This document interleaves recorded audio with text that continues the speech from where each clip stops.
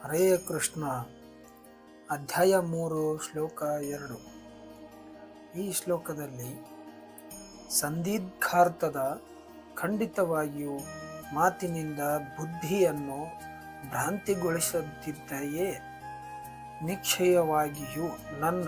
ಆದುದರಿಂದ ಒಂದೇ ಒಂದನ್ನು ದಯವಿಟ್ಟು ಹೇಳು, ನಿಶ್ಚಯಿಸಲಿ, ಯಾವುದರಿಂದ ನಿಜ ಪ್ರಯೋಜನವನ್ನು ನಾನು ಹೊಂದಿರಬಹುದು. ಅನುವಾದ ನೋಡೋಣ ಬನ್ನಿ. ನಿನ್ನ ಸಂದಿಗ್ಧಾರ್ಥ ಮಾತುಗಳಿಂದ ನನ್ನ ಬುದ್ಧಿಗೆ ಮೋಹವು ಕವಿಯುತ್ತಿದೆ. ಆದುದರಿಂದ ದಯವಿಟ್ಟು ನನಗೆ ಅತ್ಯಂತ ಶ್ರೇಯಸ್ಕರವಾದ ಮಾರ್ಗವನ್ನು ನಿಶ್ಚಯವಾಗಿ ತಿಳಿಸು. ಭಾವಾರ್ಥ ನೋಡೋಣ ಬನ್ನಿ. ಹಿಂದಿನ ಅಧ್ಯಾಯದಲ್ಲಿ ಭಗವದ್ಗೀತೆಗೆ ಪ್ರಸ್ತಾವನೆಯಾಗಿ ಸಂಖ್ಯಾಯೋಗ, ಬುದ್ಧಿಯೋಗ, ಬುದ್ಧಿಯ ಮೂಲಕ ಇಂದ್ರಿಯ ನಿಗ್ರಹ, ನಿಷ್ಕರ್ಮ ಇಂತಹ ಹಲವು ಮಾರ್ಗವನ್ನು ಆರಂಭಿಕ ಶಿಷ್ಯನ ಸ್ಥಾನವನ್ನು ವಿವರಿಸಿದೆ.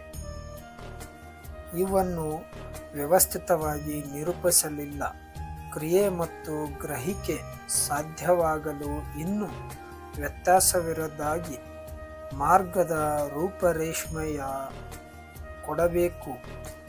ತಪ್ಪು ಗ್ರಹಿಕೆ ಇಲ್ಲದೆ ಸಾಮಾನ್ಯ ಮನುಷ್ಯನು ಇವನನ್ನು ಸ್ವೀಕರಿಸುವುದು ಸಾಧ್ಯವಾಗುವಂತೆ ಗೊಂದಲಮಯವೆಂದು ಕಾಣುವ ಈ ವಿಷಯಗಳನ್ನು ಸ್ಪಷ್ಟಪಡಿಸಲು ಅರ್ಜುನನು ಬಯಸಿದನು.